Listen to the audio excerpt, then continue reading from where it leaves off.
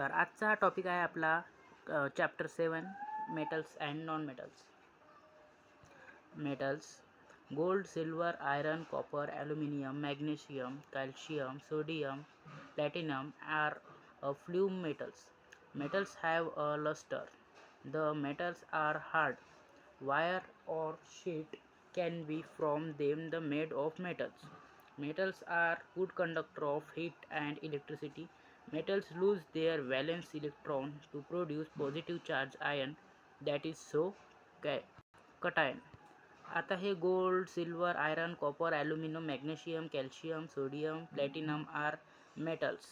म्हणजे हे सर्व मेटल्सचे एक्झाम्पल आहे. आणि मेटल्स लस्टर असते. लस्टर्स म्हणजे चकाकी. मेटल्सला चकाकी असते.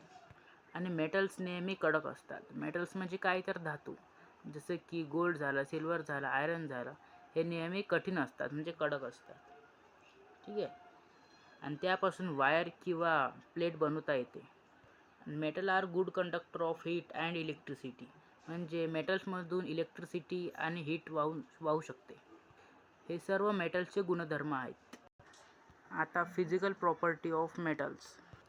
Under ordinary temperature metals stay in a solid state. However the metals like mercury and gallium are exception which are liquid state even the room temperature. म्हणजे मेटल्स नेहमी सॉलिड असतात, पण काही अपवाद आहेत. गॅलियम आणि मर्क्युरी हे रूम टेम्परेचरमध्येही लिक्विड असतात, जे की जनरली मेटल्स तर सॉलिड असतात. Lustre. Take a copper vessel at your home, scrub them with lemon and rinse with cleaning light, then reflected from the clean or freshly cut surface of the metal and the metal looks the lustrous. म्हणजे थोडक्यात सांगायचं म्हणजे झालं तर एखादे कॉपरचे भांडे घ्या म्हणते, त्याला लिंबाने घासा आणि घासल्यानंतर त्याचे निरीक्षण करा, ते चमकते. हेच देऊन आहे याच्यामध्ये. लस्टर म्हणजे चमकणे. ते घासल्यानंतर ऑब्वियसली चमकणारच. आता hardness. Generally metals are hard, not soft. Exception sodium and potassium are soft and can be easily cut to the knife. Metals म्हणजे धातू नेहमी हार्ड असतात, नाही की सॉफ्ट असतात.